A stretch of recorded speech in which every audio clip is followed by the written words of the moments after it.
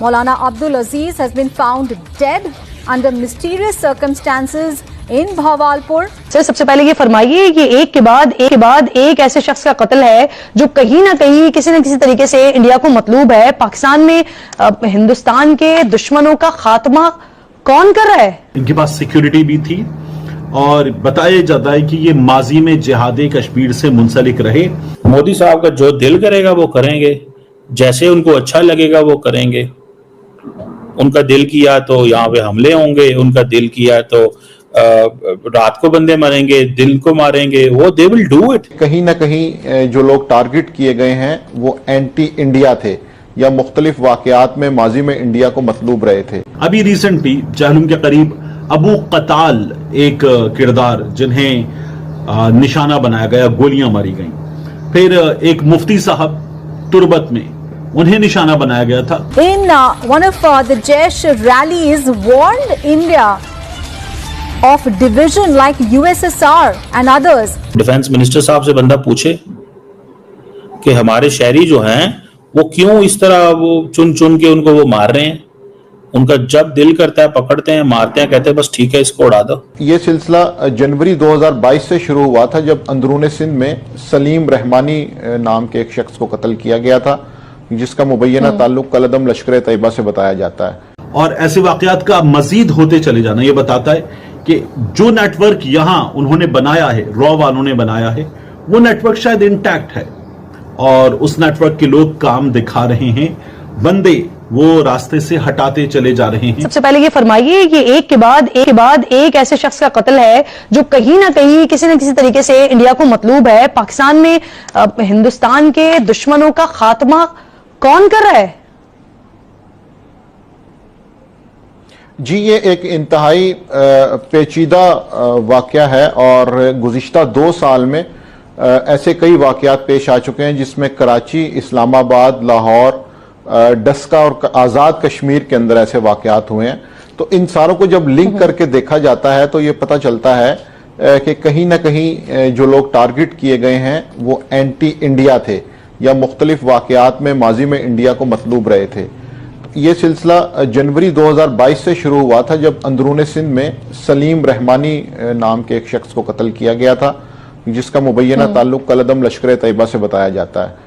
वहां से यह मामला शुरू हुआ। उसके बाद फिर कराची में कलदम जैश मोहम्मद के एक नाम मोहम्मद जाहिद को कत्ल किया गया, जिसपे मुबैना तौर पे यह इल्ज़ाम था कि वो कंधार हाईजैकिंग में मुलव्विस था। तो ये मामला यहाँ पे नहीं रुका। उसके बाद इस्लामाबाद में, लाहौर में एक सिख रहनुमा का कत्ल हुआ और कराची में 1-2 ऐसी भी वारदातें हुई कि जिसके अंदर मर्डर तो नहीं हो सका, लेकिन उनका ताना बाना मुंबई के अंडरवर्ल्ड से जाके मिलता है।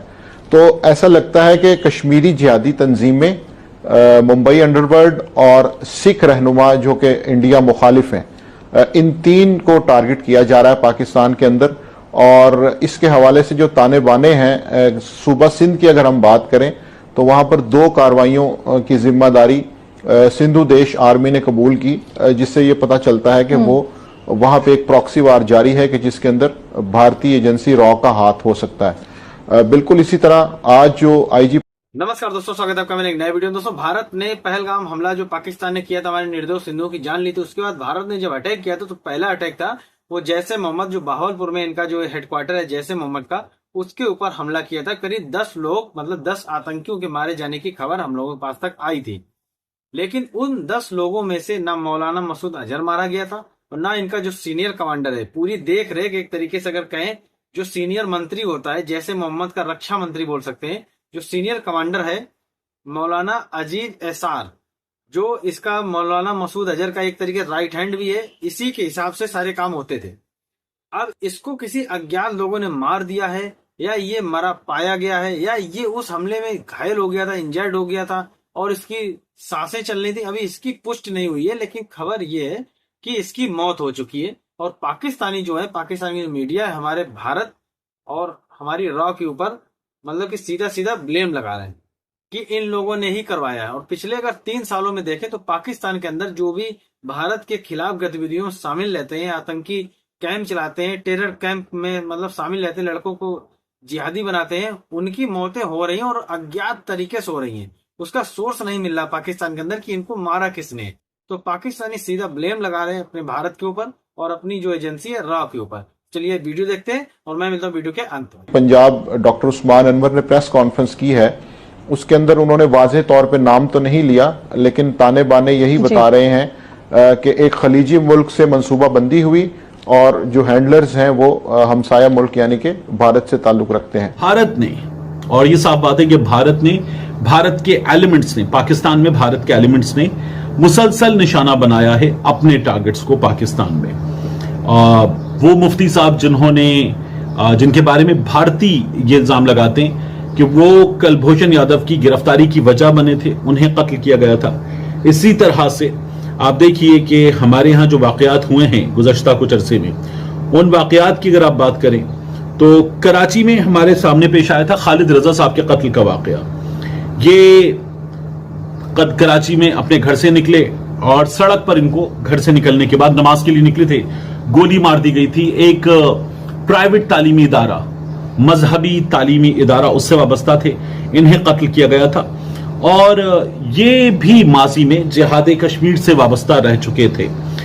इनके जनाजे पर खिताब किया था अलबदर के सरबराह बख्त जमीन ने, और उन्होंने कहा था इंडिया इस कत्ल का जिम्मेदार है।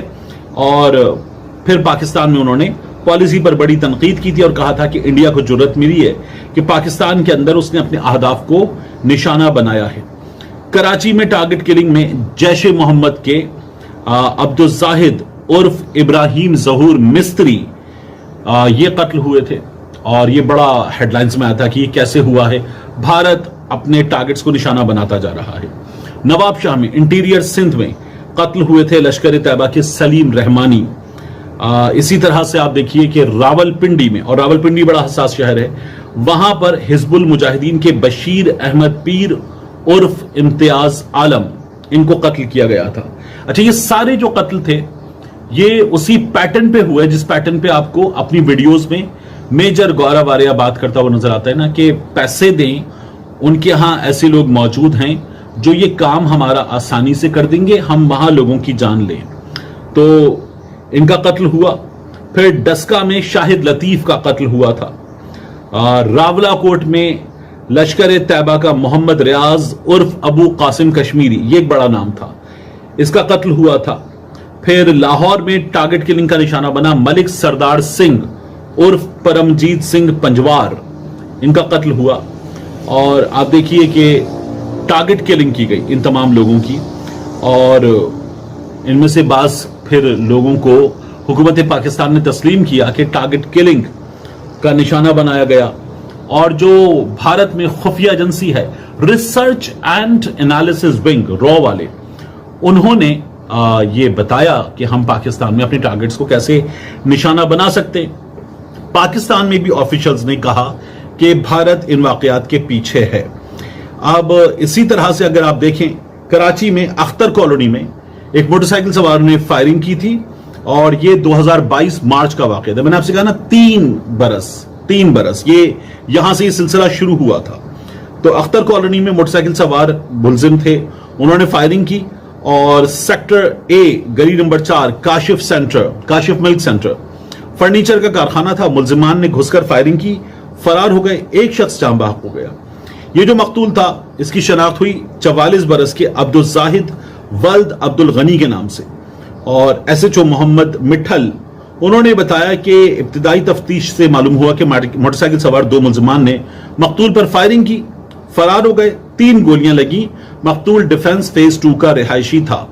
ऐसे वाकयात में अक्सर एक चीज पता चली कि रैकी करके मारा गया। दोस्तों, देखा आपने वीडियो कैसे कमर चीमा पाकिस्तान की मीडिया, ज्यादातर जो पाकिस्तानी है ये भारत के ऊपर ब्लेम लगा रहे हैं, हमारे जो रॉ एजेंसी है उसके ऊपर ब्लेम लगा रहे हैं कि पाकिस्तान के जितनी भी घटनाएं हो रही हैं, जितने भी आतंकी कैंप से जुड़े हुए लोग हैं, जो भी भारत के खिलाफ गतिविधि में शामिल रहते हैं, उनकी मौतें पिछले 3-4 सालों से बहुत रहस्यमयी तरीके से हो रही हैं। उसकी जांच भी होती है, उसके पीछे भी कोई नहीं निकल के आता है, और ये लोग सीधा ब्लेम ये करते हैं कि इसको रॉ ने करवाया है। अब रॉ वहां कैसे करवाएगी? आप जब खुद सांप को पालेंगे, आप जब खुद उसको दूध पिलाएंगे, तो एक दिन जब वो बड़ा होगा, फन फरकारेगा, तो सबसे पहले वो सपेरे को ही काटता है। ये सांप की एक तरीके से अगर बोले तो एक तरीके से उसकी ये आदत होती है अब ये जो आतंकी हैं ये जहरीले सांप हैं, ये खुद पाकिस्तान ने पाले, खुद मतलब कि ऑर्गेनाइज करे, खुद इनको बनाए, खुद इनके लिए टेरर कैंप तैयार करें। अब इन्हीं को जो मारने के लिए जो लोग हैं वो भी ऐसे ही जुड़े हुए लोगों से, ऐसी ऑर्गेनाइजेशन से जुड़े हुए लोगों से शामिल रहे होंगे, तो वही लोग इनको मार रहे हैं। अब ये आरोप लगाने हमारी राह के ऊपर, हमारे भारत के ऊपर, हम जब मारते हैं तो हम कह के मारते हैं, और हम जो मारते हैं हम सीधा हमला करते हैं, पीठ पीछे वार नहीं करते कि चुपचाप किसी को मार दिया और पता भी नहीं चला और हम अपने ऊपर जिम्मेदारी भी नहीं ले रहे। जैसे पाकिस्तान की जो सेना है, बुजदिल सेना है, 2 कौड़ी का जो ये आसिम मुनीर है, ये जो करता है, हमारे पहलगाम में जो इसने किया था, इसने आतंकियों को ट्रेंड करवाया, इसने पूरी व्यवस्था करवाई, पाकिस्तान की जो बुजदिल सेना है, और इसने उन आतंकियों को घुसपैठ करवाया भारत के अंदर और हमारे निर्दोष हिंदुओं की जान ली। इसने ट्रेनिंग दे करके भेजा कि जिनको भी मारोगे उनसे धर्म और नाम पूछना, उनकी जांच करना, उसके बाद उनको मारना, क्योंकि भारत को एक तरीके से डिवाइडेशन के रूप में पैदा करने की एक असफल प्रयास था कि अगर ऐसा करेंगे तो हो सकता है कि जो बाकी जो हमारी हिंदू कम्युनिटी है वो मुसलमानों के अगेंस्ट हो जाए। इस तरीके की सोच रखने वाला ये बुजदिल है आसिम मुनीर, इसने ये प्लान बनाया था। तो अब जब ये मौलाना अजीज असार जो इसका राइट हैंड है ये मारा गया है, तो अब पाकिस्तानी घड़ियाली आंसू रो रहे हैं कि पता नहीं कौन आता है और हमारे यहाँ पे कत्ल करके चला जाता है। ये कमर चीमा बोल रहा है, कमर चीमा हमेशा पीस की बात करता रहा, हमेशा मतलब शांति की बात कर रहा है, अब ये जिहादी बात कर रहा है। आप सुन रहे होंगे इस कमर चीमा को, अब ये जिहादी वाली बात कर रहा है, जिहादी वाली भाषा बोल रहा है। मतलब जैसे पाकिस्तानी होते हैं, जो ओरिजिनलिटी पाकिस्तानी होते हैं, उनको हर हाल में अपने आप को सही साबित करना है और हर हाल में आतंकियों को सपोर्ट करना है और हर हाल में उस इंसान का सपोर्ट करना है जो धर्म के नाम पे लोगों को कत्ल करे। ये है पाकिस्तानी की असली चेहरा। अब ये भारत के ऊपर, रॉ के ऊपर सीधा निशाना साध रहे, बाकी होना कुछ नहीं है। जो राइट हैंड था वो भी मारा गया, वो जो 10 आतंकी मारे गए तो उनसे पूरे जैसे मोहम्मद तो तबाह हो ही गया है। बाकी दोस्तों आप लोगों ने पूरा वीडियो देखा ही, अगर चैनल नहीं सब्सक्राइब किया तो कृपया चैनल सब्सक्राइब करें, वीडियो को लाइक कर दें, वीडियो शेयर करें। मिलते हैं नेक्स्ट वीडियो में, तब तक के लिए जय हिंद, वंदे मातरम।